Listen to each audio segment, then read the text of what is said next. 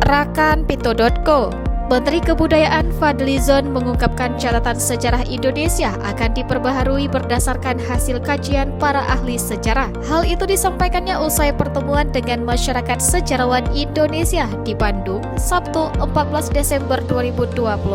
Fadli mencontohkan revisi tersebut mengenai zaman prasejarah bahwa berdasarkan penelitian terbaru, sejarah peradaban di kawasan Indonesia ternyata lebih tua. Ketua Umum MSI Agus Mulyana menjelaskan revisi sejarah yang dimaksud terkait data dan temuan dari penelitian sejarah atau arkeologi terbaru untuk memberikan energi positif pada bangsa, khususnya kepercayaan diri. Agus yang merupakan Dekan Fakultas Pendidikan Ilmu Pengetahuan Sosial UPI mengatakan bahwa pembaharuan catatan sejarah itu juga akan menyasar masa kolonial di kawasan Indonesia, termasuk soal lamanya kawasan Indonesia dijajah.